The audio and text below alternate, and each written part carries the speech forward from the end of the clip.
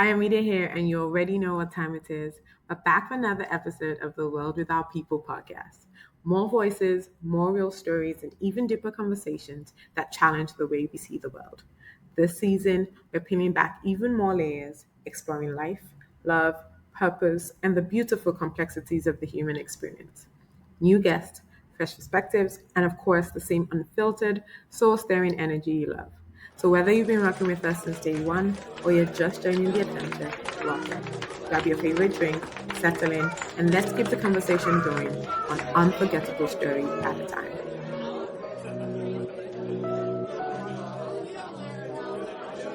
Hello, everyone, and welcome to another episode of The World Without People. My name is Ayomide. I am excited. I'm always excited, but I'm particularly excited because I really love where I think this conversation will go. I am with Mr. Tope Adeyoju. Did I say that right? All the way from the United States of America. Welcome. Thank you very much. As if you're not Nigerian, but I happened to get him on the week that he's around, and I'm absolutely grateful. I feel like you're the kind of like 3 or 4 people that's happened over the course of this season. But you're also our final guest for the season. Very honored. Thank you. In fact, we would typically not even have done like one extra one in December, but you were in town. I had to make it happen. And thank you for honoring this invite because it's kind of been moving parts, but you made it happen. I appreciate you. Welcome. Thank you so much again. Alrighty. We always start with, who are you? Where are you from? Who's your father? Who's your mother? What high school did you go to? I don't know that. But I think I want to change it today because you're our final guest. So I'm going to do welcome questions. We call it this or that. You ready? Yes. Okay. Jollof rice or fried rice? If it's smoky, jollof. If it's not, fried rice. People never answer this question like just straight to one or the other. We always have our, what's it called? Okay, given that you haven't been in the country much, right, which we'll talk about, Lagos, Abuja. Oh, Abuja. I don't even blame you. Why Abuja? So my re-entry into Nigeria after so long was the last year. Mm-hmm. After over 20 years, I hadn't been back, and I was advised to come through Abuja. My experience was out of this world. And, largely just due to the host. Okay. So the experience was amazing. And I would say that Lagos has been as well. Yeah. It's one of those things where, how you roll, who you roll with, determines how wonderful your experience or miserable it could be. So in both cases, but I'll say Abuja just because. Okay. All right. It was a first, and, I'm still loving it. Okay. Yeah. So you had never been to Abuja before that time? Yeah, prior to emigrating in the early 90s, I hadn't. Oh, no. So it was my first time last year, and on both occasions when I came into the country, it was through Abuja, and even now, again, it was through Abuja this year. Yeah. Okay, cool. Where were you based before you left there? I was based here in Lagos. Okay, fair enough. All right. Visiting historic sites or attending cultural festivals? So the question is visiting historical sites Yes. or attending cultural festivals? Attending cultural festivals. Okay. I just want you to know that they tailored this to you as well. Like whatever they found on Google to be able to determine what kind of questions. Okay. Diaspora investment or local entrepreneurship? Oh my. So I'm a big proponent of diaspora investment just because it allows us to engage the larger diaspora, which is something I'm fighting for every day. I want to see more non-Nigerians become stakeholders in Nigeria and other parts of the continent. But I also know that diaspora investment has to feed into the local entrepreneurs. Yeah. So I do have economic model that I'm championing, and that's totally shifting the paradigm. And it just requires, practical engagement on both the entrepreneurs on the local side and the diaspora community. And we have the technologies to bridge the gap. Gone are those days where a middleman really has the latitude to inflate cost just because they're connecting this, buyer to that seller. Right. So we have technologies that can, spread a little bit more economic equity that would favor the local entrepreneurs. Okay. And so you said that you want non-Nigerians to be part of this diaspora investment. Yes, absolutely. Why?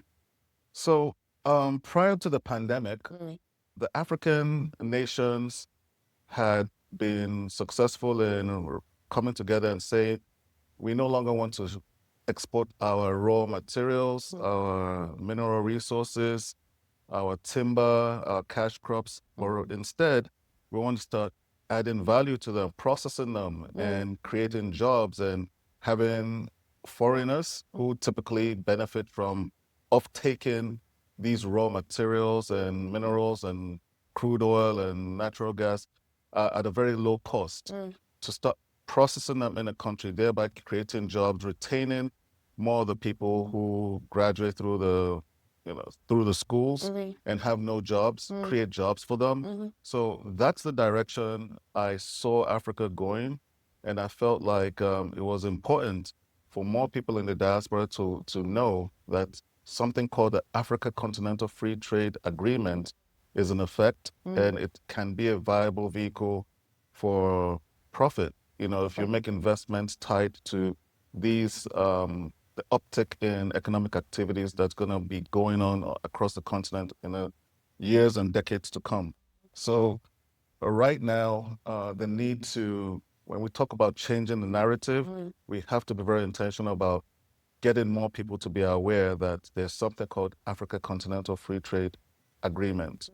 And producers on both sides of economic agents on both sides of the Atlantic, be it an African grocery store in Minnesota, can connect directly with, stockfish seller here in Lagos, or a goat farm, a goat rearing farm in Kano can connect with the Caribbean, because they like curry goat a lot there.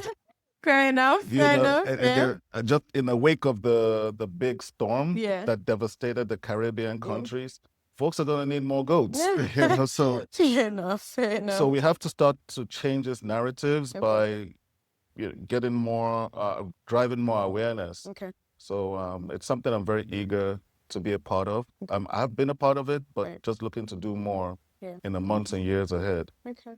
All right, I like that. That makes a lot of sense. I was gonna ask more questions about that, but let's finish this part because we've already got into the serious things already. Okay, traditional attire or modern fashion? Oh, traditional attire all Yeah? the way. Yeah. Yeah. All right, politics versus policy making. Policy making. Okay, awesome. Why? At the heart of many of the issues we see plaguing Africa is the lack of engagement on a grassroots level. Okay. You'll find often at times in our community, the lazy rhetoric. Oh, it's the governor's fault. It's the president's fault. And not enough people are keyed into what the local government chairman is doing, or even know who their local government chairman is, or councilman, or House of Rep, or senator.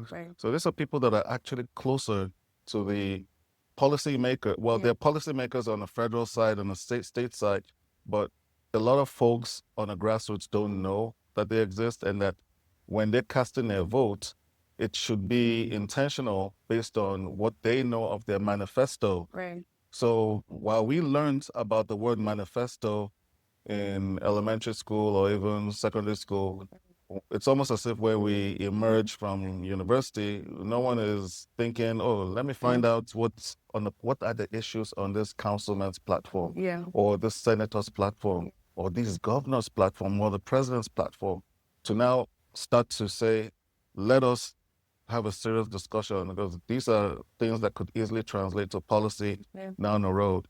So I'm very excited, with some of the initiatives that the Right Honorable Gbajabiamila, who's currently, at the time was Speaker of the House, he started something called the Legislative Mentorship Initiative, which they just graduated the fourth cohort on November 29th, which sadly I missed the graduation. I was there last year, coincidentally. for their graduation. I was just very impressed because here's an organization that is very intentional about raising the next generation of legislators and policymakers. Okay. And the selection process is very tedious, very competitive. I think this year there was over 7,000 applicants and only 50 were chosen across, the nation. Wow. And the inclusivity that such an organization is reflecting.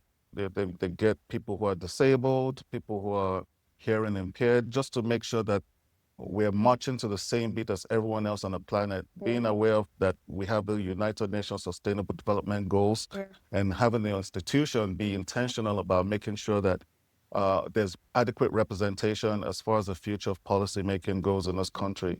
So, and I'm very excited too to see it go across the continent, because they have a new secretariat called COSPAL, which would be the headquarters for a conference of speakers of African legislators across the continent. So to see such a program, blossom here in Nigeria and then include the entire continent is something I'm very eager to see in the future. But yeah, policy is very, very, very important and key to shaping the future. Now, the enforcement of it is another matter Possibly the altogether. transition. Right. Hey everyone, if you're enjoying the podcast, please don't forget to hit the subscribe, like, or share button.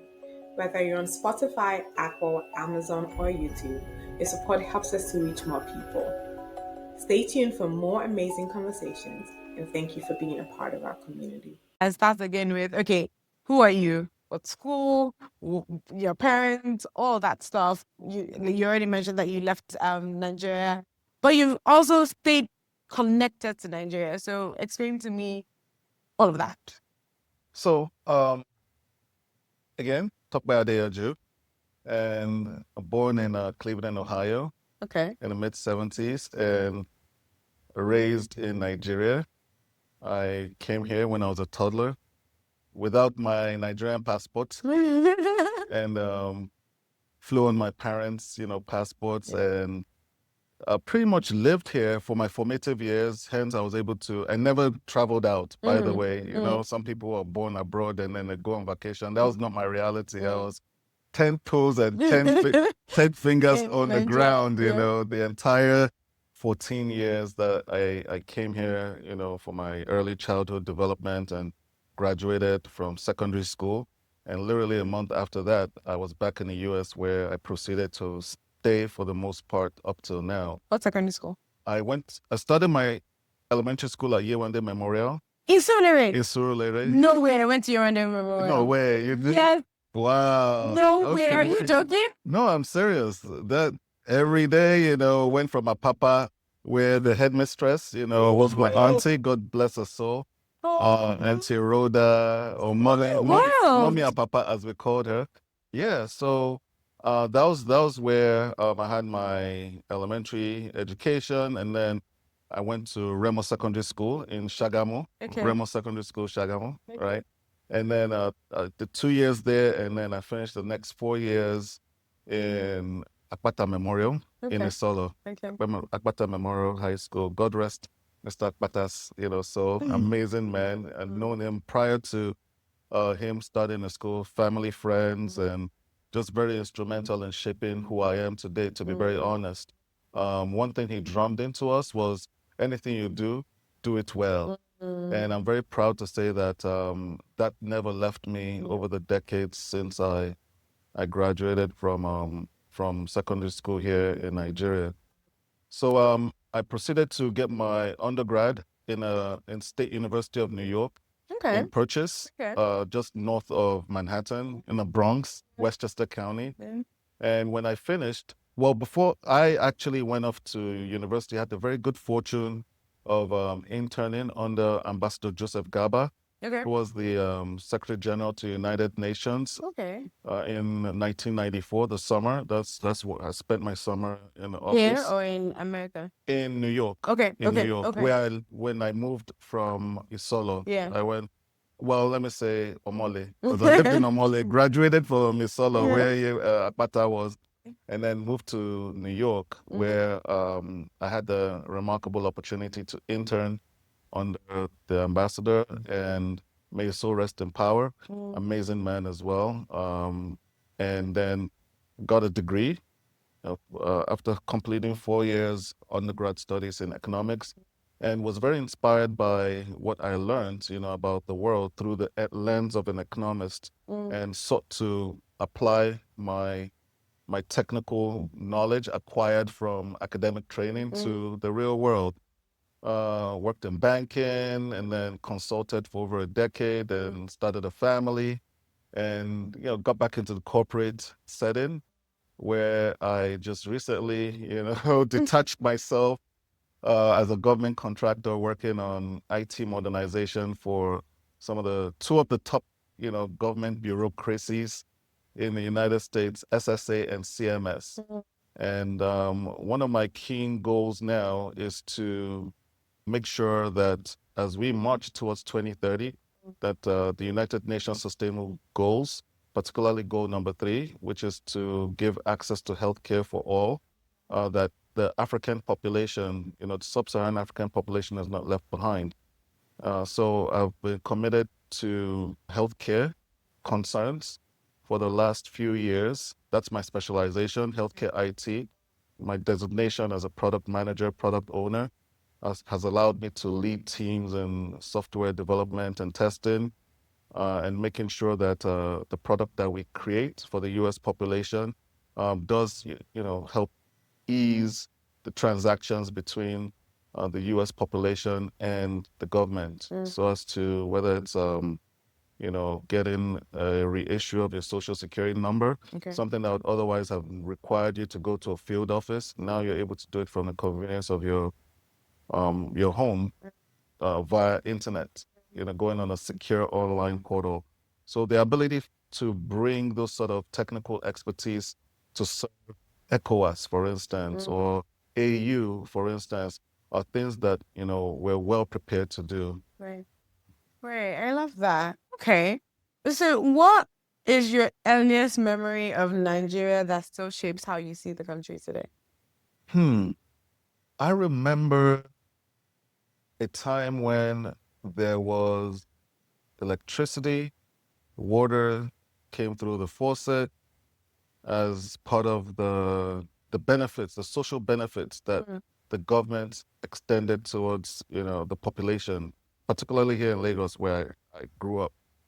And then there was a military coup that occurred under Shehu Shagari, President Shehu Shagari's regime. And shortly after that, I turned on the faucet one day and I heard whooshing sound and sputtering drops of water. And that was the last time water came through the faucet in my home in Isolo.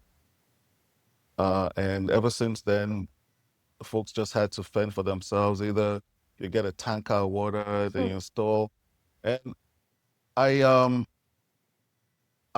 I remember then how saddening it was that we started to experience anemic electric supply and things that function no longer function as they did before.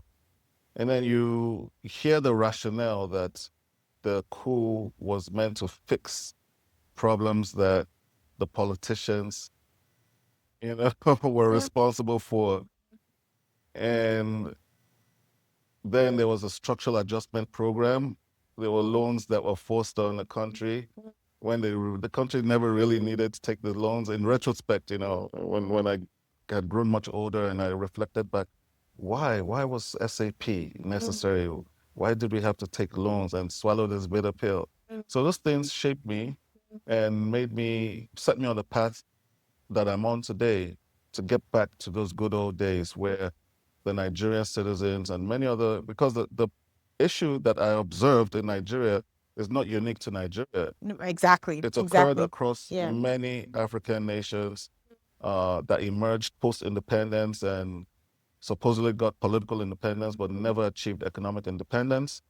And for us to be able to look at how the world has grown between that time and now, but large population tract of Africans are not enjoying a comparable standard of living that the rest of the world is enjoying. Yeah. You know, good roads, good access to quality health care, steady, Education. quality education, particularly education that meets the needs of nation building, Yes. you know, retooling West Oh, African say that hegemony. again. You know, so In fact, stay there. Talk about that. Because I was still telling somebody the other day, and somebody was saying, "Oh, but isn't it just Lagos?" Which is the general idea that there's schools everywhere. Lagos, in particular, I can't speak for every state. Although the last 2 trips I've had, I went to Ibadan, I went to Osun State. I've seen schools literally, at least seemingly everywhere, right? But we have Italian school, Danish school, French school, American school, British school, rugby school. I mean, these are international schools in this here Lagos, right? Much less all the other schools like our Yewande Memorial, St. Saviour's. Well, St. Saviour's, I guess, is still international, but I honestly been here for so long. But that was the school I finished my primary school in. But whatever the case is, whether it's undergrad, whether it's primary, elementary, I mean, if you go down the Lagos Ibadan Expressway, all you're seeing nowadays is schools, New City University, that. We don't seem to lack education as a, I don't even know if the word is to use is resource. There's multiple schools that anybody can go to, whether you're then going to a public school or you're going to a private school. Either way, somebody can go to school. Even financially, somebody can go to school because, like I said, we do still have many, many, many public schools. But I think what people don't understand is going to school and having a, what was the word you called it? The kind of education that enables nation building, that enables economic prosperity, that enables healthcare facilitation. I don't even know what the word is. It's so lacking, and I just don't understand what the problem is. So please, stay on that. What do you think is the issue from your perspectives? culture. No, I'm not talking about the tradition that you would find the diversity of, you know, traditional backgrounds that people are part of. You know, the Igbo, they have their culture, the Yoruba have their culture. That's not the culture I'm talking about. The culture that prevails in society that's associated with national identity is one that I feel we haven't shaped fully. And when we start to be intentional about, okay, what are the strengths of the diverse people within the polity, and how can we marshal it in such a way where it addresses the very problems that are present in our society, and not depend wholly on the government to be the, you know, the deliverer of solutions, then we can start to shape that culture. Right now, people that would look at Nigeria would associate it with the culture of not meeting its full potential. You know, we know that there are no shortage of brilliant Nigerians in situ and outside of the country who have excelled in any given field that you can point to, but the support is lacking. You know, investment in research and development. In the US, where you and I went to school, in your case, you worked, you've seen how how research and development, investment in research and development, whether it's from the government or whether it's from the private sector into tertiary institutions, has yielded the sort of innovation that's propelled prosperity for so many, not just private individuals, but whole companies, whole industries and sectors.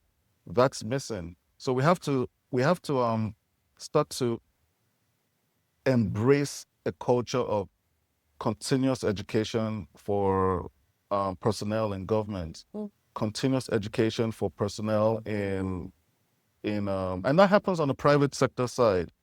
But on the government side, which appears to be the biggest employer in Nigeria today, that's missing. And because of that inability to have civil servants trained, to say, hey, okay, I know that here's a culture of, moving things along, using paper documentation, but the rest of the world are using e-signatures to get managerial approval so that transactions don't get stuck on one person's desk because it's on paper on a file and you need to sign somewhere. Yeah. So that's just one example. When I say culture, not traditional. Yeah. Yeah.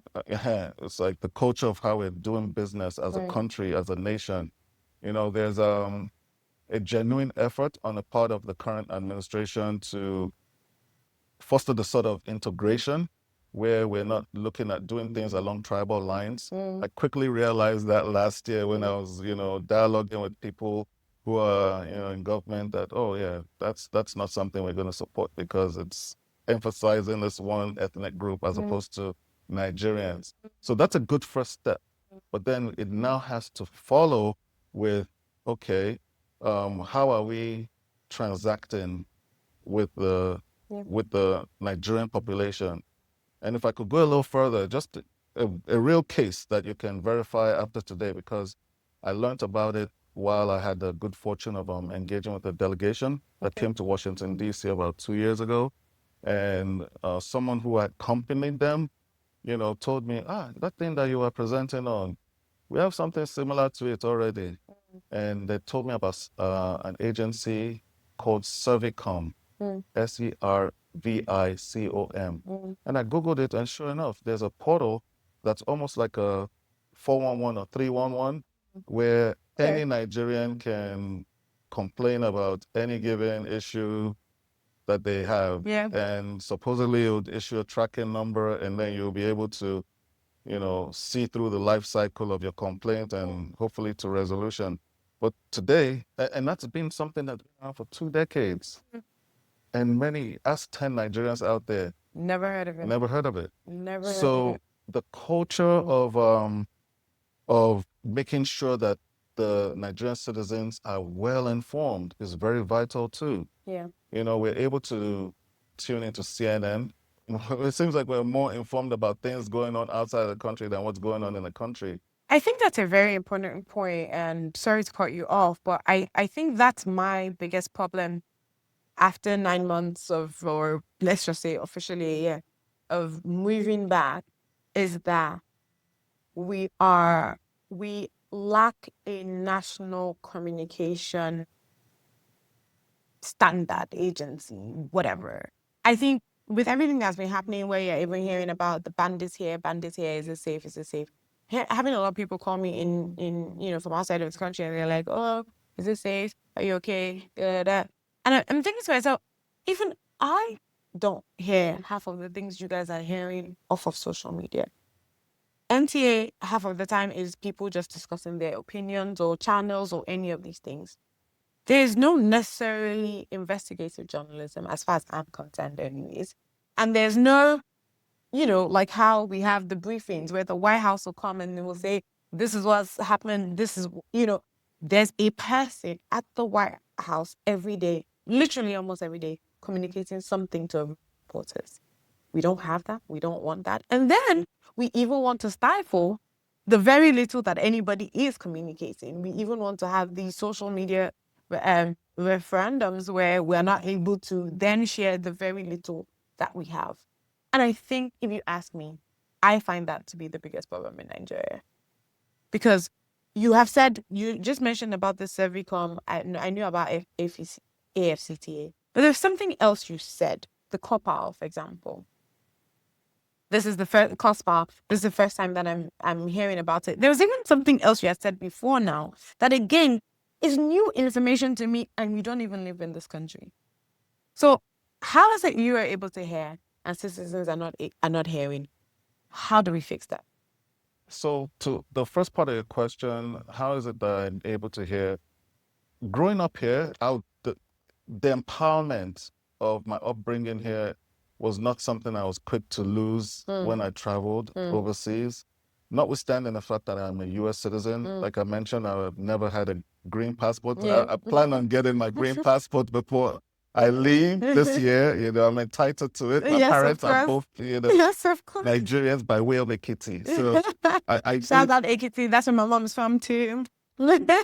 so I need to get my Nigerian passport. But all along, that belonging that I felt in the society, I never felt it in the US because of obviously racism. It took me a long time to adjust to that phenomenon. I wasn't raised in a family that taught us bias, so when I encountered it in the US, I just knew that this isn't it, notwithstanding access to credit cards, those things were just foreign to me.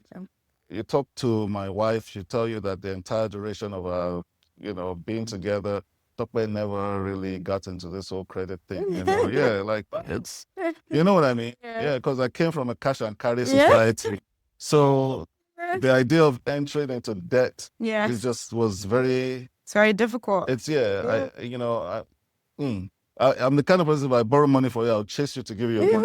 So, and I'm like, okay, this one is too much. So, but I've always been connected to Nigeria spiritually. This homeland. That's where my ancestral land is. So I never felt as if being in the U.S. was the end all be all of my existence. I always kept abreast of wars going on, and I always looked for an enabling environment and a time when it will be right to return. So, so that's how come I'm well informed, because I felt like this could be home one day again. And so that's that part of the question. And then the other part has to do with... I was saying, how come people here don't have access to that same information that you seem to have? Interest. Interest. And my background in economics was also intentional. I learned how to research. So I just don't take what you see and then start spreading it. I'll do research and see if this is fact. And then I'll decide to share once I've verified if a particular post online was valid. But for the most part, I've been invested in seeing the continent blossom. Right. And as a result, you kind of like, you pay attention to what you love. There's no person saying this actually, because I was saying how I hadn't heard about some like our own version of 911. And this was not without asking, but again, I guess it also depends on who you're asking and what their interest is and everything. And he had mentioned the idea of, there's something towards curiosity. And I think that's another thing then that I want people to hear from this is like, people ask me all the time, why did you come to Nigeria? Why Nigeria? Da, da. And I've explained the same love, and all of that stuff. But I won't lie to you, I don't know that my love necessarily meant researching everything, wanting to know everything. Politics is not my thing. I'm sorry. I want to be involved as much as I can, but without the politicking of it. I agree on the policy making of it. But, in some ways, like, I'm not over there, not wanting to know all the history, wanting to know all the geography and all of that. But again, for everybody who is a Nigerian who's listening to this, especially if you're outside of the country, I guess the point is, do your research, ask questions, speak to people, develop actual interest, and not just seeing something on social media and then saying, this country, why is it always Nigeria? Because I find so much negativity. And part of what I was going to ask you, but I think you've already answered it, is this general idea that, somebody will say, well, you've been out of the country for 20 years, so do you really know? But what I'm getting from this is that you are even more informed than people who have been here. And it's because you never lost your interest, right? Never did. Never lost your interest. And I think for a lot of people, it baffles them when I say the same thing, because it's not because I even necessarily had any racists and at least nothing so major that was traumatizing or anything like that. But I think home is where the heart is as well. Yeah. And if maybe some people are designed that way. Their heart is already destined and, pre-positioned or just whatever to Nigeria, and some aren't. However, you are someone who was saying, okay, I don't need you to want to come to Nigeria. I need you to want to invest in Nigeria. That's what you've been pushing for the past however many months. And I want you to talk a little bit about that. No, so it has to go hand in hand. You know, I would want someone who's investing in something that I'm pushing to them to also have a chance to visit. And it can be done, and in a very lucrative way. For instance, there are people who are traveling from the US and I would say even the Caribbean to come and get their hair braided. All You the know? time, apparently. And there's an opportunity to bundle together flight, stay, and transportation, which we enjoy in the US, but it's almost like that's non-existent in this ecosystem where you could just, for this flat package, you can get your hair, and it's discounted too, because they understand that bundling it like that would attract more people. And you could tie that economic activity to a stock in a company or to a company that just does that. And you can invest in that. And then also benefit from actually being, as a shareholder, you could take a trip. And do your hair. Yeah. I got really nice And get waves. hair, right. And then now you're looking at an investment vehicle that you're invested in and also benefiting from. So we want people to come to where they're investing and then be able to go to the farms or go to the mines and actually see that these things are in alignment with the values. There were many years where I shied away from the oil sector just because of what I knew happened to Ken Saro-Wiwa, you know, and that's a sentiment that, you know, I was willing to lose, you know, money for, because as a principal, I didn't like what happened at that time in history while I was here in Nigeria. It affected me. And I said, this is my protest, you know, but then some people might be like me and say, I have a CSR, a corporate social responsibility that matters to me over, you know, profit. I don't want to invest in a company that's, you know, degrading an environment or, so we want people to have that as there's a gentleman I had the good fortune of, you know, seeing in a panel discussion at the IMF in September. His name is Kojo Okpong Nkrumah, and he's one of the architects of the AFCFTA. And it was quite impressive when he was talking about people who are investing in Africa to have the lived experience. You know, and that lived experience will go a long way, because if someone has a fantastic experience coming in, you know, whether to visit or to start a company or what have you, and that experience was fantastic, naturally they'll tell people in their network.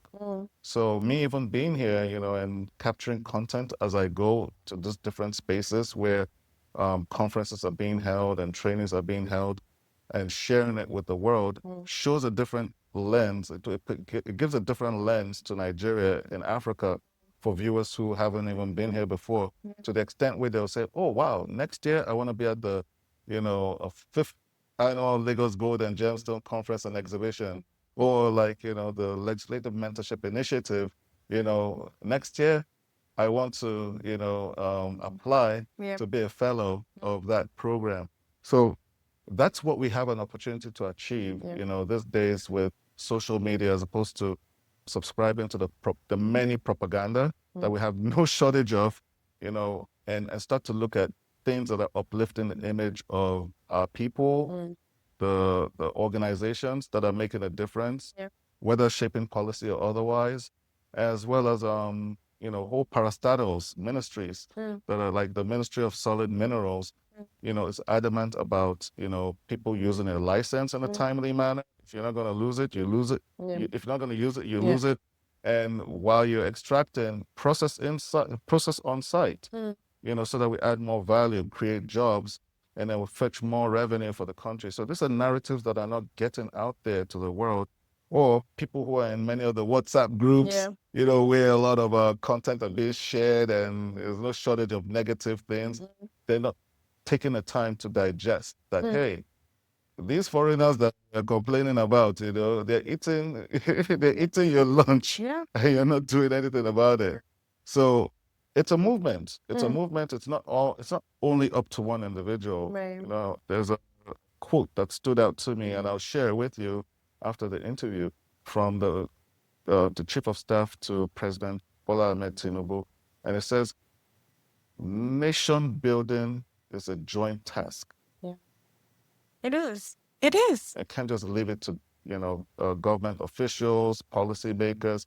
Citizens have to join hands. People in the diaspora have to join hands. Yeah. So it's very gratifying to see that that's the mindset of the current people that we have who are running things. But of course, nothing is perfect. We'll always complain about the president and the governors, but it will be dutiful for all Nigerians, anywhere they are on the planet, to see that the development of this country is a joint task that we should have a hand in.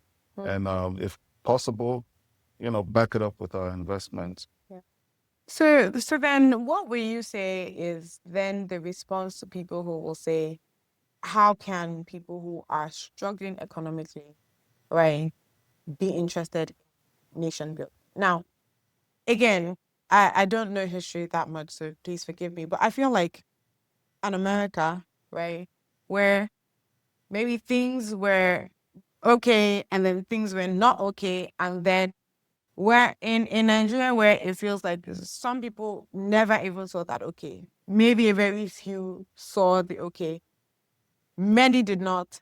And most of what we've seen is the few getting rich and keep getting richer and keeping their families richer. And now they're saying we're 240 million. Let's say we even have up to 10 million that are doing all right. The rest of the 230 million are struggling, like actually really struggling, right? Doctors are now on strike because they're not getting paid. Again, just across the nation, you see that level of poverty. Now, if we're not in America where there's social safety nets and stuff like that, but it's something I feel like Nigeria can quickly build, right? I think, just maybe off the top of my head, to help, making sure everybody gets on health insurance. I don't think it's something that we do not have the money to do. I think getting people some kind of, like, how, like, even when everything happened with COVID and people were even getting 1,000, like, having some kind of system where people can get some funds, like, how you get unemployed in America and you can get unemployment, right?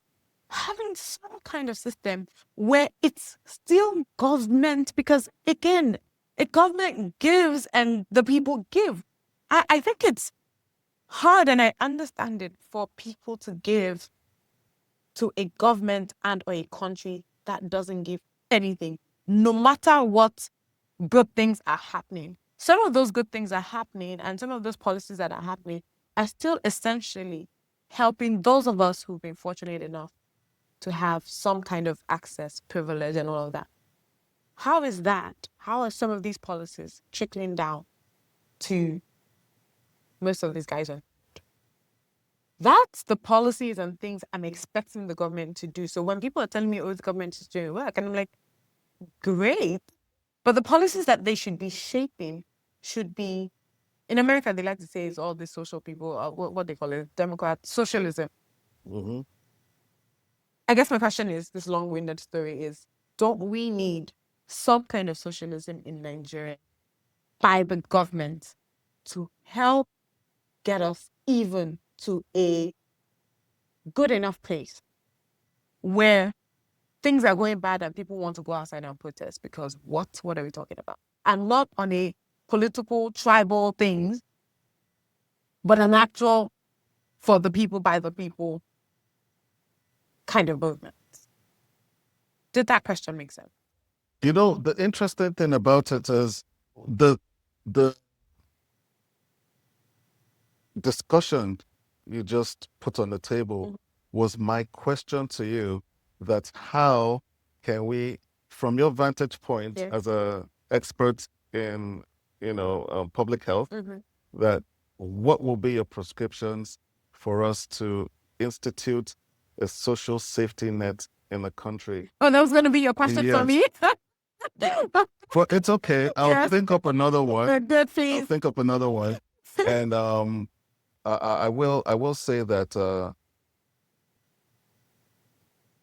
across the sub-Saharan region, there has been a trend, and this is shortly after independence and the subsequent decades, where leaders who have emerged and shown a desire and drive to accelerate development in their African nations have threatened the status quo that existed prior to independence, which, was this extractive relationship between whatever the imperial nation is, be it Spain, France, UK, or Germany, or, the few colonizing countries that from Europe had relations with Africa.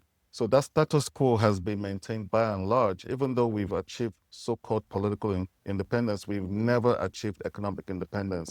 And the part that gets me is that I think it's possible for the relationship to me not be that brutal, where you're extracting the fissile materials that power plants in France and give electricity to a population that's a fraction of where the source of those, fissile materials came from. But you are intentional about those people not having electricity or having good schools and good roads in the areas around the mines or across the entire country. And I'm speaking about Niger in particular.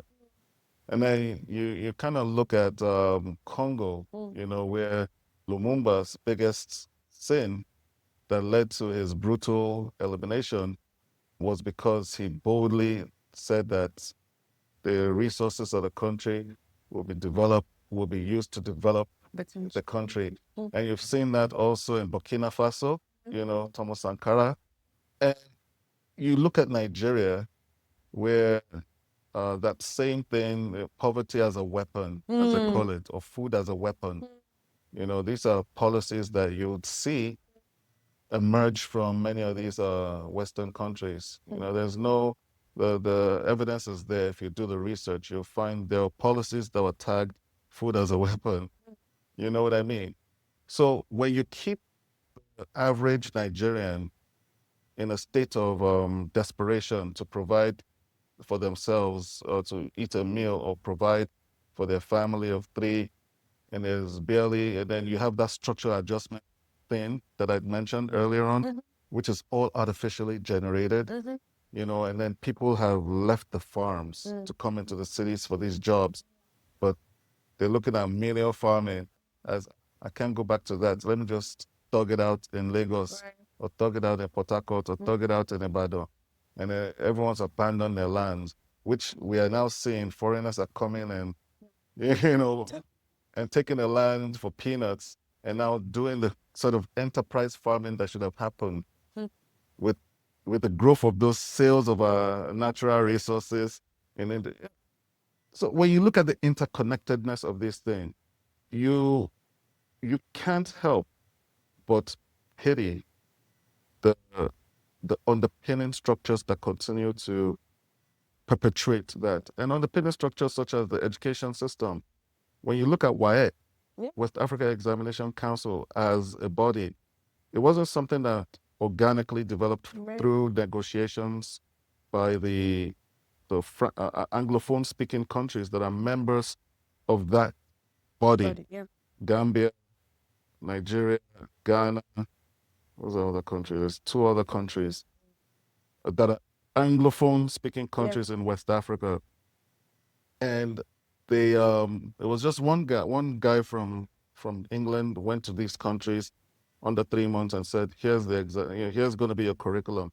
And over the decades post-independence, because that WIAC was instituted prior to independence, the wave of independence that swept across Africa, starting with Ghana in 1957 and then Nigeria in 1960 and other nations, subsequently thereabouts, you would notice that that curriculum hasn't evolved to the point where it can support nation building in each of those countries, or even ECOWAS as a whole.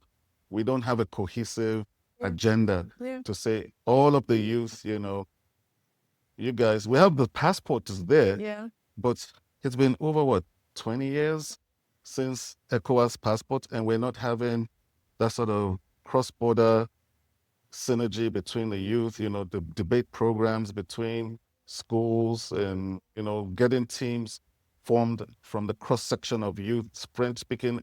We're not marshalling the youth, and that's because we are across those nations, people are kept at a poverty level that makes it impossible for us to have that bandwidth or the means to support that necessary investment in synergy to grow that capacity building. So now the gap has to now be filled by people who have a tie, even though it's now become a somewhat remote tie, and that's the diaspora. The diaspora, we've seen how social safety net works in the United States, in England, in Russia, you name it. Then we now have to be intentional about how can we bring the same thing back to our ancestral homeland, Africa.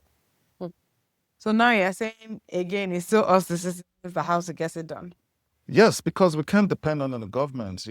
A lot of these governments in certain circles, they would say they have a gun to their head. You've seen regime changes. We don't manufacture these guns. They came from somewhere. Okay. You know? Right. So then we have to. I'm a God-fearing person, a believer, and it took me a while to find my voice. I know what I know. So I have convictions, and there's always room to grow one's opinion, right. Grow one's understanding rather, and that can also shape your opinion, whether it changes or it remains adamant. But the key thing is, when you see a trend, then you have an opportunity to say, okay, what other ways can we get things done to serve the interest of humanity in this geographical space called Africa?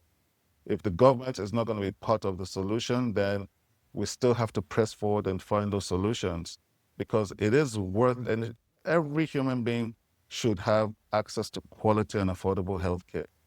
Absolutely. That's what I'm championing over the next 5 years, going into 2030, to make a mark in that regard, and every other associative ways or organizations that I can partner with to get that done, for more people to be able to realize it.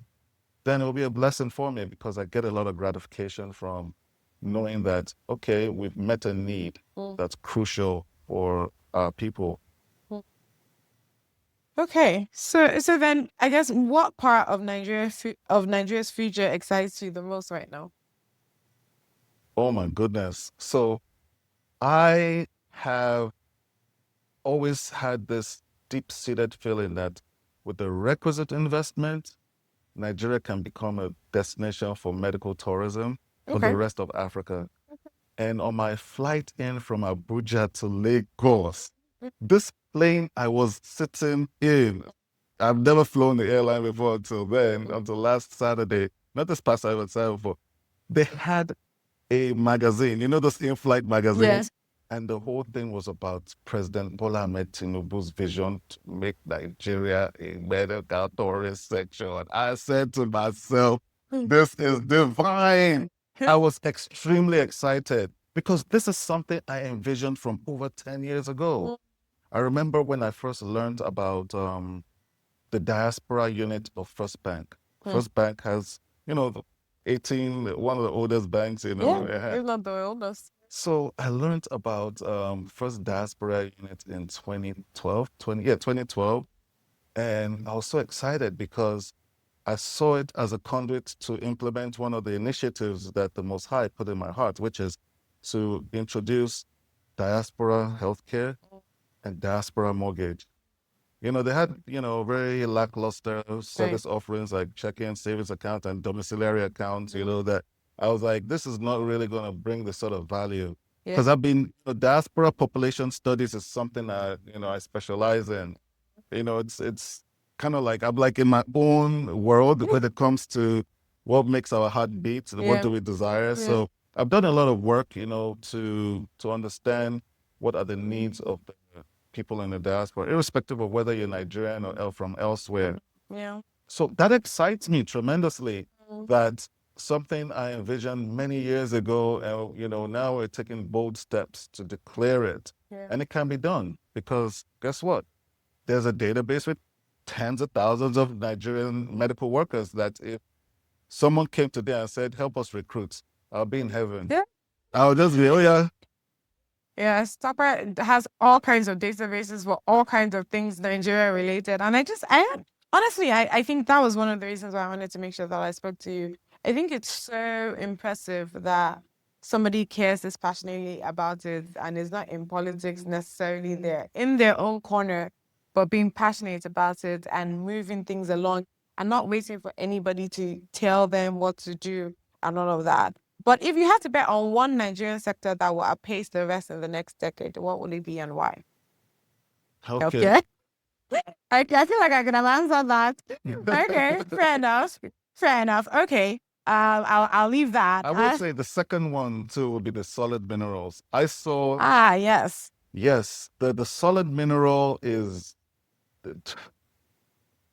leadership is everything. We always complain that we have a dearth of good leadership in Africa, and for whatever faults people see in the current administration, particularly the man at the helm, the pick for Minister for Solid Minerals is Ace because he is carrying people along. It's not one of those appointments where people are like, hey, why are you here? Yeah, like you can't point to anything that's being done or, the impact that they're having. Yeah. So the short time frame that I've been in country from different events, I was at the Nigeria Diaspora Investment Summit. He made an appearance and gave a compelling report about the sector. And anyone who's an investor will be remiss not to say, hey, how can I be a part of, the I need transformation? to go find out about that. Yeah. And then, then the women in mining and the coalition of stakeholders that are part and parcel of making a Lagos Gold and Gemstone conference and exhibition happen, and seeing him drop in on a national press conference, which I had the good fortune of attending and capturing that moment, was just saying, it tells a lot that this is someone who's invested in making sure that this particular sector that had been dormant for decades and under the current administration is being brought up to par so as to become a major source of revenue generator, job creation, value chain, addition across up and down the mining, solid mineral mining sector is very exciting. So if I didn't want to exercise my bias and say healthcare, I think solid mineral in the immediate term would pay a lot of dividends, for the economy. Okay. And I failed to mention that you though in Maryland, you've been obviously involved with everything diaspora. So who was the body that conferred you? I forget the name of the title now, but there was a recent conferment linking Africa and the diaspora. So there is, under the current governor of Maryland, Governor Westmore, fantastic, leadership he's providing in the state, particularly in the wake of all the layoffs on the federal side, and just stepping in with bold, visionary initiatives to make sure that no one is left behind in the great state of Maryland. I was appointed 2 years ago as Commissioner on African Affairs. Yes, so I serve as a commissioner for Maryland State Governor's African Affairs Commission. Yeah. That's really awesome. Okay, so I was gonna say that. I must have just realized. I must have just noticed the conferment. I don't know why I thought it was recently, but no. I think for me, again, it's just showing how much, like, a lot of people talk about Nigeria. Someone like me, like I said, I've quote unquote moved back. I'm putting my mouth to the what's it called? How they say that thing? You're putting your money where your mouth is.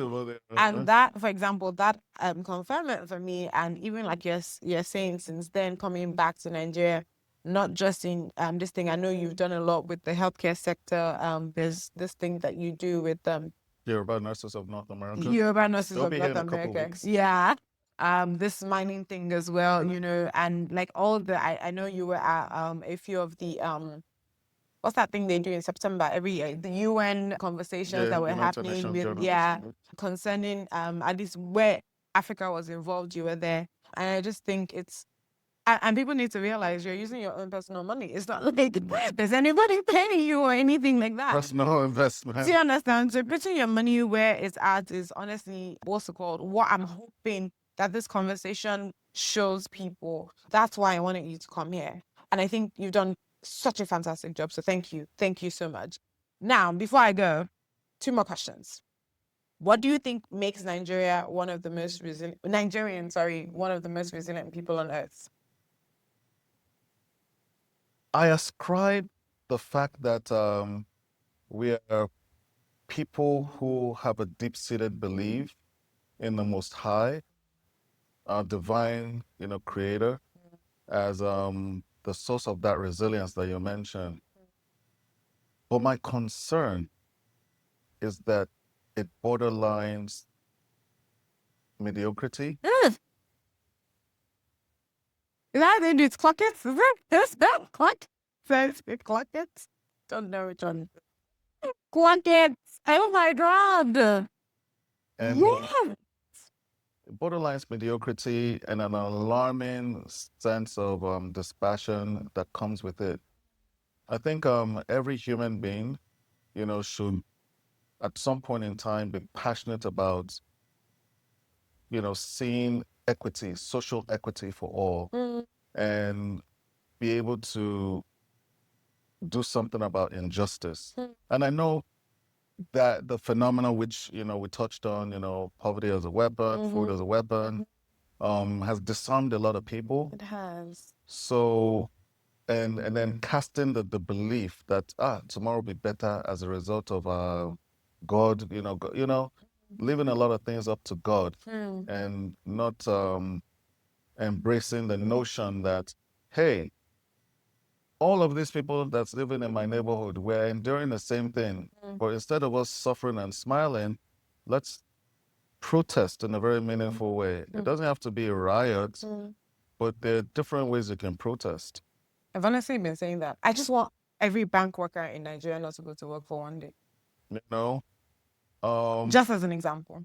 Yeah, so that resilience is born out of, that feeling, that belief that tomorrow will be better as a result of the grace of God. Right.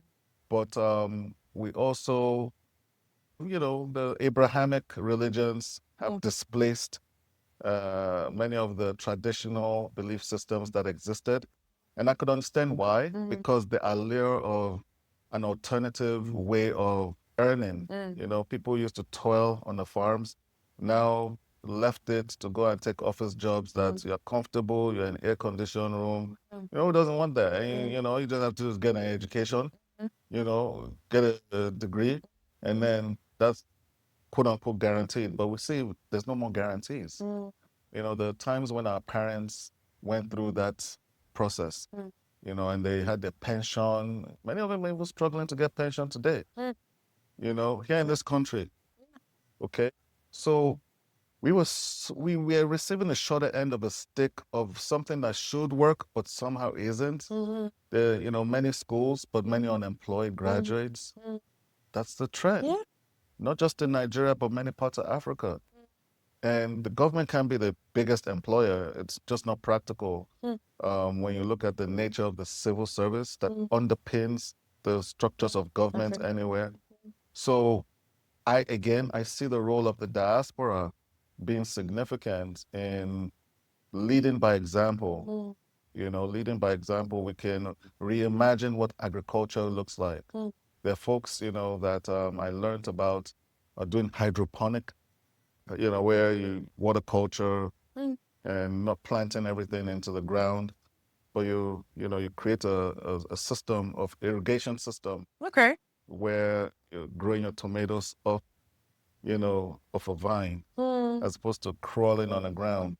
I mean, that makes sense. We've seen vine tomatoes in the States, and I know that China does a lot of that water irrigation thing that you're talking about. That, yeah. But guess what? There are Nigerians who've come back from the diaspora and doing that. There's a Nigerian in Canada today that's growing yams by soil science. He's able to replicate that and then use that to grow tropical foods in a temperate environment. So we are blessed. Yes, We're very resourceful, but we can't just let that resilience, hinge on our God-given guarantee that tomorrow is going to be better. We have to drive innovation and support innovative individuals or organizations that are changing those narratives.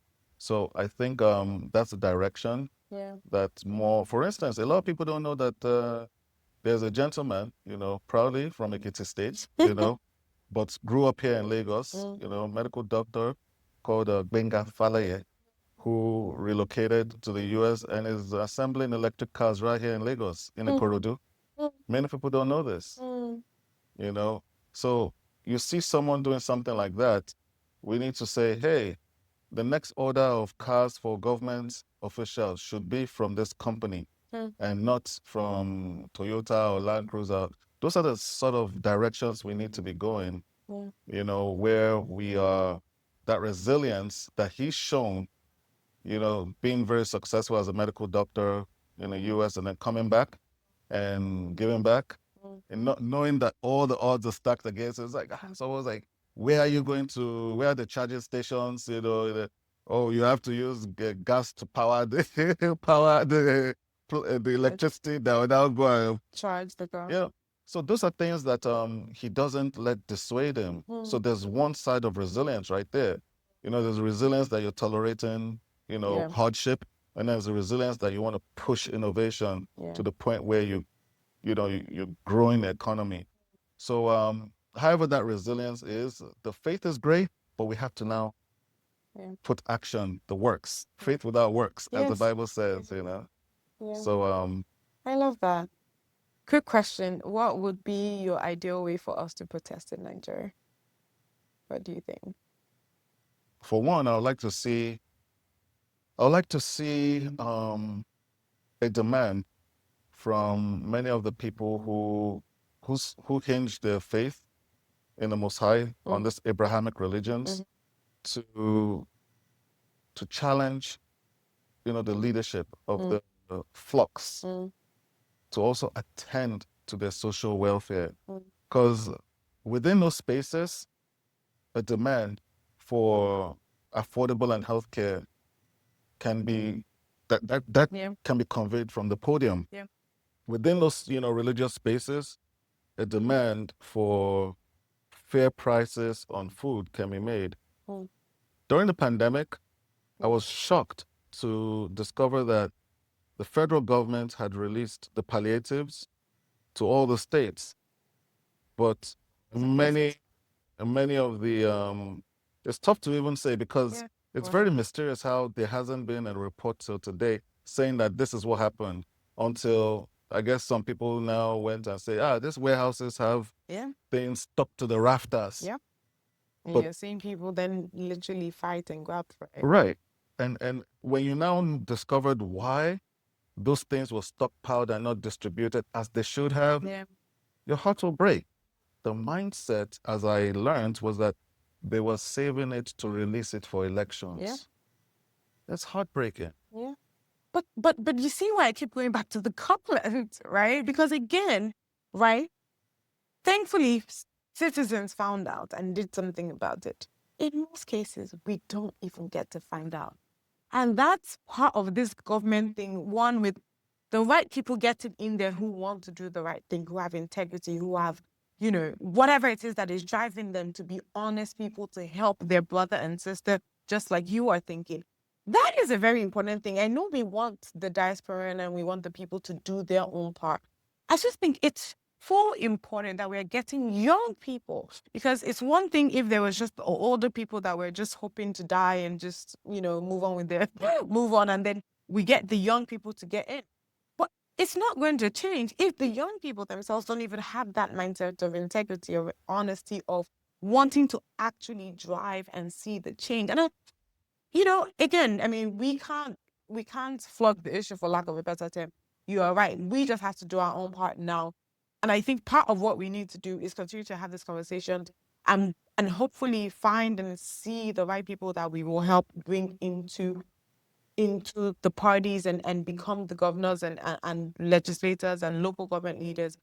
But I will say it is a work in hand. If we do Indeed. not have the right people in governance, it will never get. And that's why I asked the question, because on the one hand, how much protest can you do if at the end of the day they're going to send all of the policemen and all of the army people or anything else? What is an effective thing? To your point, now that you say maybe Christians just say, you know what, we're not going to church anymore.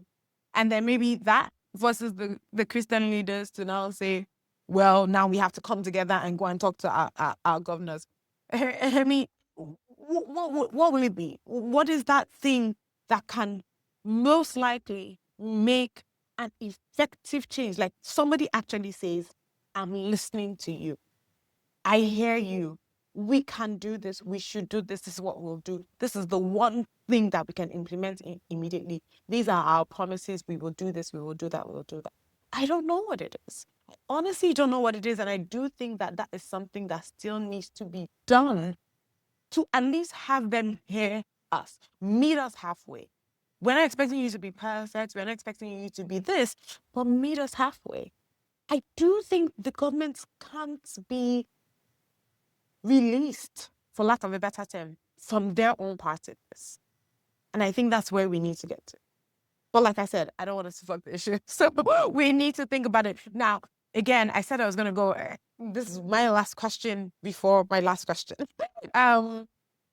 Somebody had said something and I thought that was a really good point, or at least it was a theory that I hadn't heard of before, that the reason Trump is wanting to get involved in Nigeria's situation was because he doesn't want us to be radicalized to be an Islam nation, which will make us one of the, largest group of Islamic nations all over the world if the bandits continue to, get their way. I just wanted to know what you thought about that theory.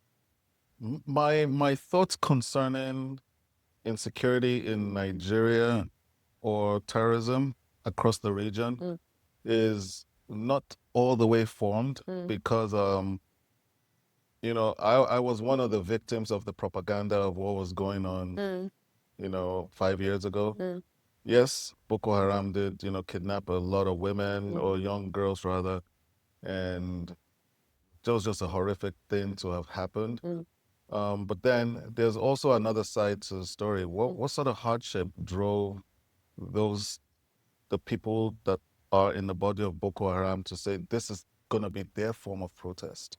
This much I know, the quality of life that the average person in a southern part of Nigeria enjoys is higher than the average person over there, just because of the difference in the culture. I think theirs is shaped by the religious caste type system, and ours is, okay, Christian for the most part, and then, folks, there's a lot of abundance, like the forest supports a lot of life, so it's like diversity of, so, people are willing to share more.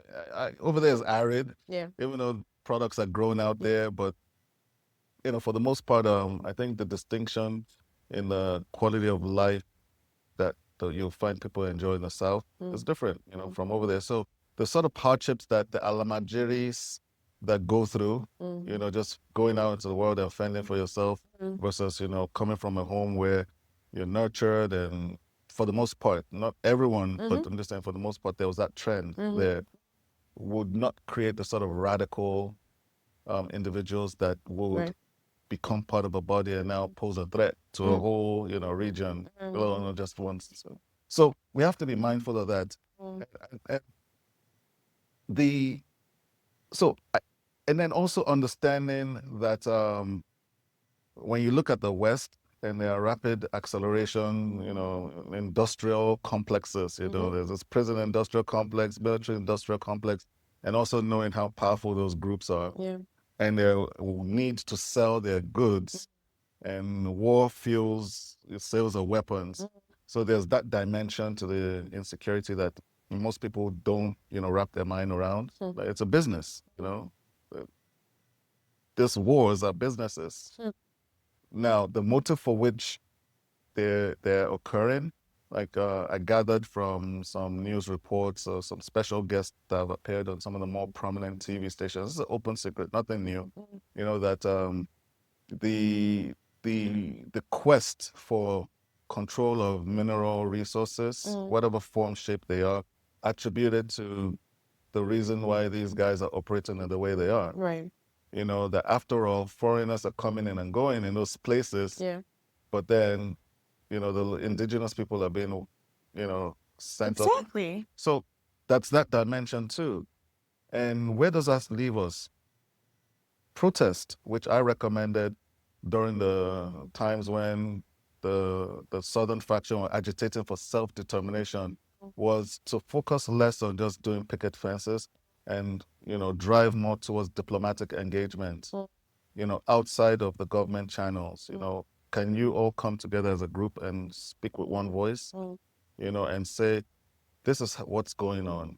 And we have created a commission to drive equitable distribution of, social welfare for people in this region, because we understand that those Boko Haram members, they experience some hardship that compelled them or propelled them, to do what they're doing. The Bible tells us there's no religion purer than to care and love the orphans and the widows. Widows, yeah.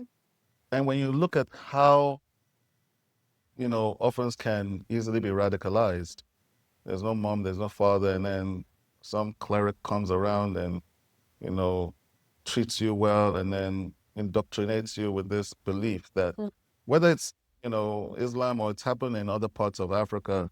I know that there was in the DRC, there was young kids that were being militarized and taught how to do heinous things that none of our we wouldn't have even imagined, just because of the nature of how God favored us and put us in the homes that we were blessed to have grown up in. We wouldn't imagine having such an existence, but that is the reality for some people on this planet, whether it's in Afghanistan, whether it's in Gaza, whether it's in, in America, because radicalization is real. You'll find what would make a white young student go into his former school and shoot up kids.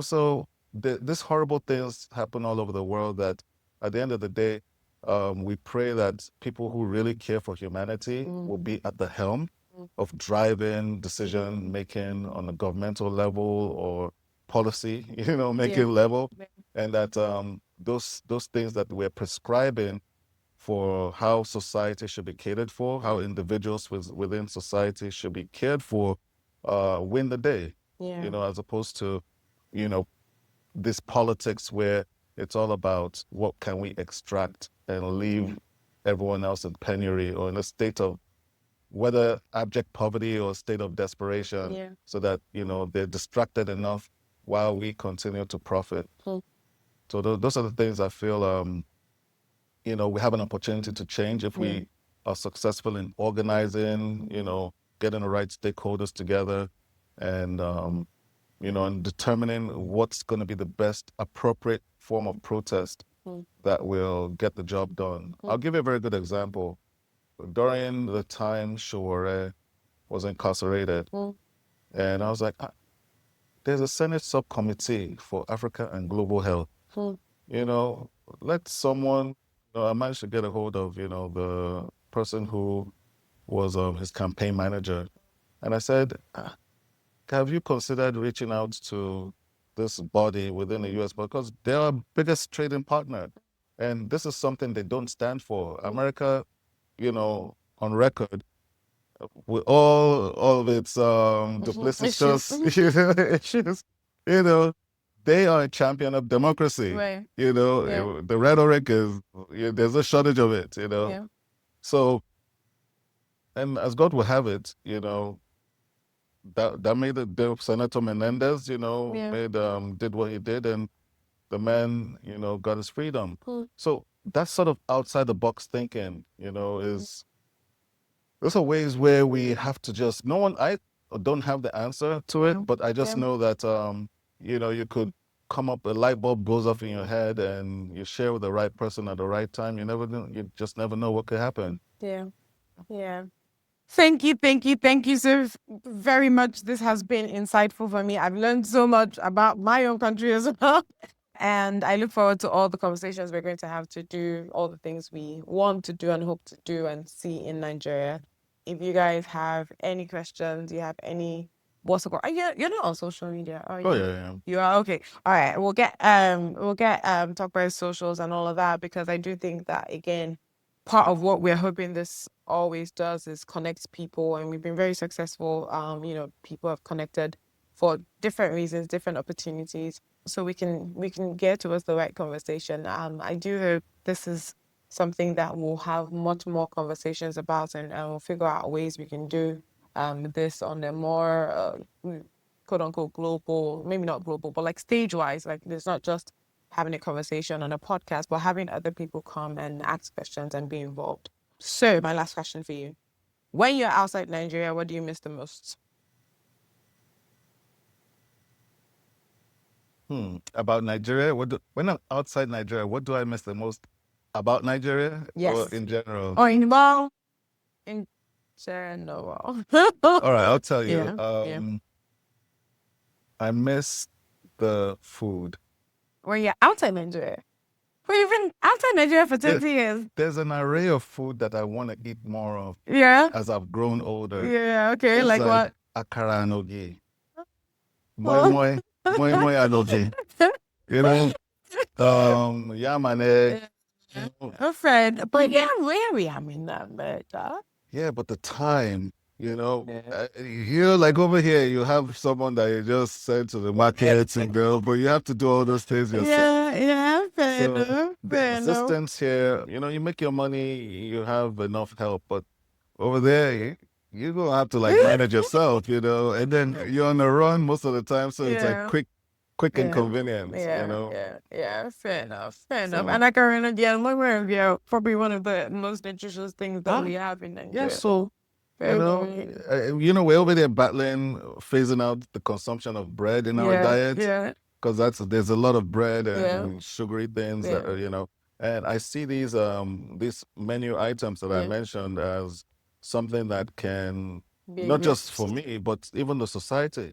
Because I was in Abuja and two Igbo people came into Amala Central, where I'd gone for the second consecutive night, and they were eating abula with their hands. Yeah. I'm not sure where they're from, but No, someone- Abuja they has got the memo. all sorts. In fact, no, and it's not just, it's literally, I see it all the time. Like, I have a Moroccan coworker, and she loves her mala. Like, it's like, I'm like, what? The soul, man. Yeah, it's the soul. This is the With soul. our This is hands the- too, Yeah, literally. they recognize, this is soul food. Yeah. So, and that's, so I say to people, right, there's so many amazing ways this country can be great. Yeah. You and I lived in the US, and we see the proliferation of Chinese restaurants Yeah. all over the landscape of the continent. Yep. And there's always this the packet, Yeah. Kikoman Yeah. soy sauce and Yeah. duck sauce. Yeah. That's an indication that irrespective of where these Chinese are popping up, there's a common thread. And believe it or not, those enterprises are feeding the mother country. Yeah. Yeah.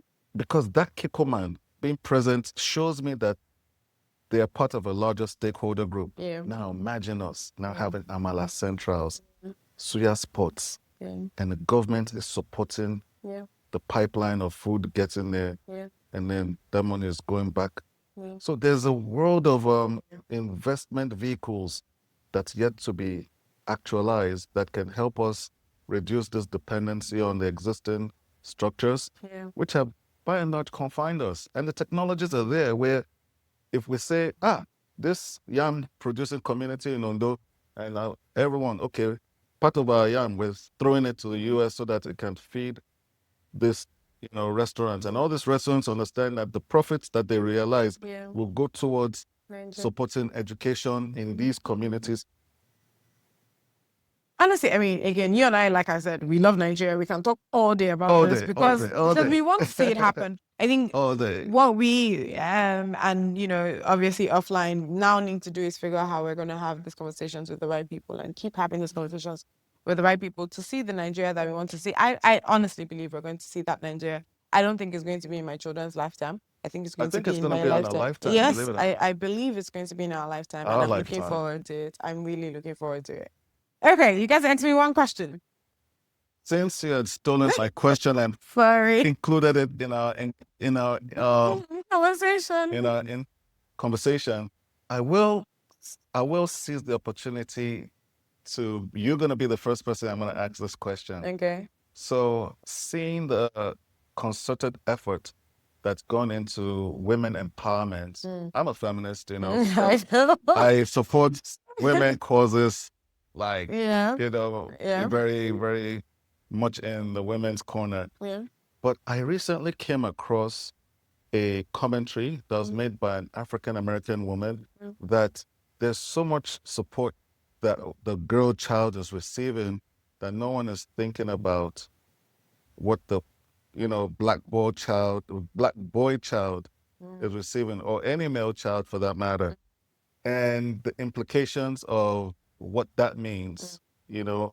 And you and I have seen a trend where more women are becoming breadwinners, and the implication that that's having on the dynamics of the family, where if you have an insecure man, then that can be, Problematic. yeah, it can be For lack of a problematic. better- And it doesn't matter what society that is, it's going to be problematic for most men, because ego is a real thing for men and women too, but more so men. So the commentary she was making was for that requisite investment in making sure there's more gender equity, that we should be mindful that this changes, and then you also have, we're existing in a global order that we have very little control of as people of African descent, irrespective of whether you're an immigrant in the US or Caribbean, in America. For the most part, the architects, the social engineers, have tuned things in a way where you would find more Black women that are breaking ceilings now than the men. And it's not just enough to say, oh, well, they're getting more degrees than a man, and that's not enough. But from your vantage point, do you see the commentary that we need to be attentive to, making sure that we don't sideline the Black, male child? Yeah. Or do you think, full speed ahead, get more women empowered? Because after all, some people are saying that Project 2025, that the architect of that movement, less white women are becoming homemakers, and that the population is dwindling as a result. And that's why you see the attack on education system in the US today, and the implication that, hey, we're not supporting the scholarships anymore, and you're closing the schools down. Some really, really funny things are going on. And then the rationale that there's some people, the Caucasians, are saying, we're becoming a minority in a country that we've controlled for so long.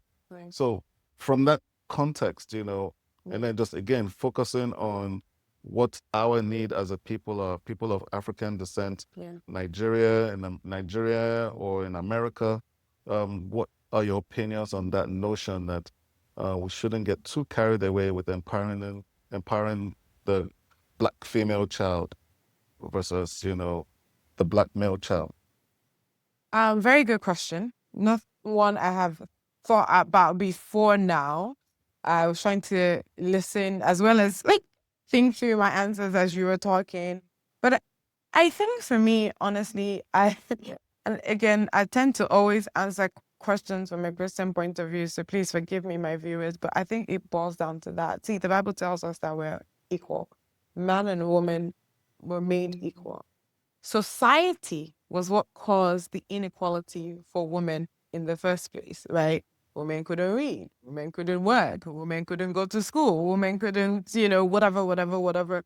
it was not what the Bible intended. The Bible did not say in any way, shape, or form that women did not work. I mean, if you read what a Proverbs 31 woman is, it tells you that she's a worker, she has help, that she leads the help, she helps her husband make wise decisions, she takes care of the home. She was a balanced woman, right?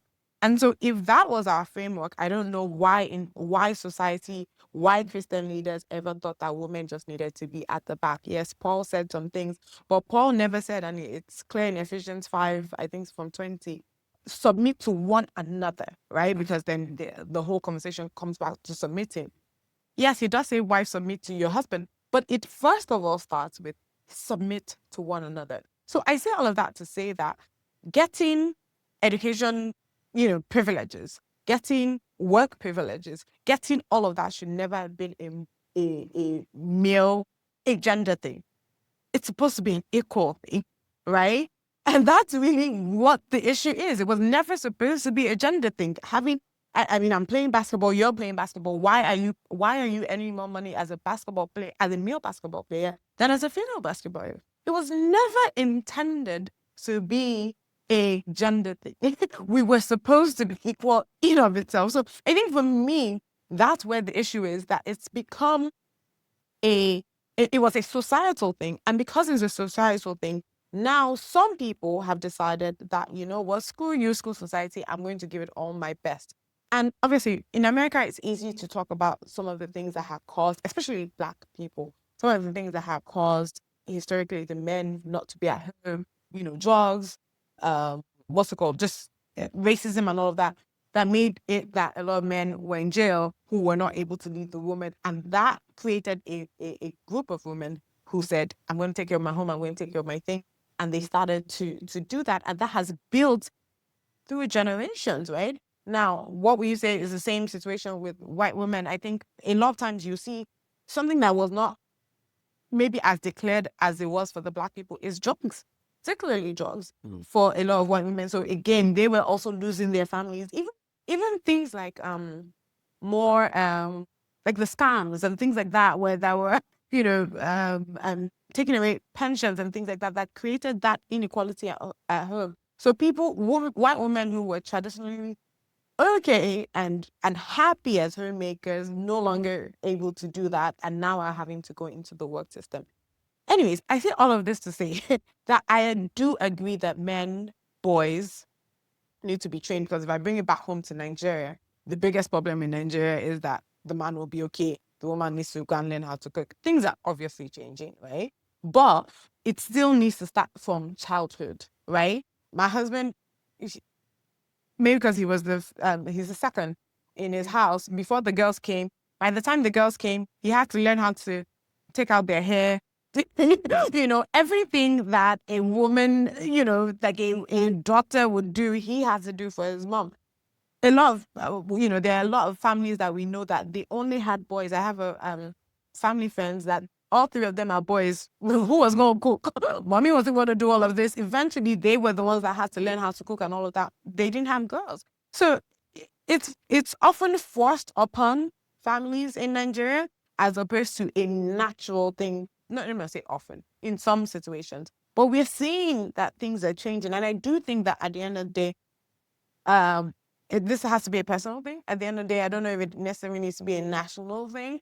But nationally, yes, train up your boy and male child as in the way of the Lord, respecting one another, submitting to one another, learning how to cook. And there's no division in all of that. Yes, it was Adam that God spoke to when he was talking to the animals and all of that, or naming the animals or whatever. But I assure you, if he didn't have a wife to help him, there was no way that we will still have the earth that we have today. There's a reason why Noah went into the ark with his wife and not alone. So there is no society that is not without men and women, and we need to stop, doing all that. I think that. Fantastic. All right. I don't know. I didn't answer the question, but that's all I got. Thank you very much. I appreciate that very much. The response is satisfactory. Okay, good. All right. Well, thank you everyone for joining. Like I said, I'll share all the socials. And we appreciate you. This is, like I said, our second to last episode, because I still do a wrap-up episode.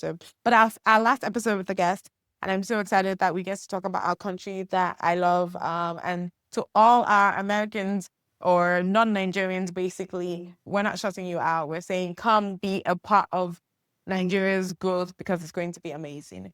All right. Thank you, Tope. It's an honor to be on your show. Thank you. Bye, everybody. Thank you for joining me in today's episode. Just like you would share with friends about a great book you read, don't forget to share this if you enjoyed it. Connect with us on IG and Twitter at TWWPcast and get details on the website at worldwithoutpeople.org. And hey, remember to make loving others the story of your life.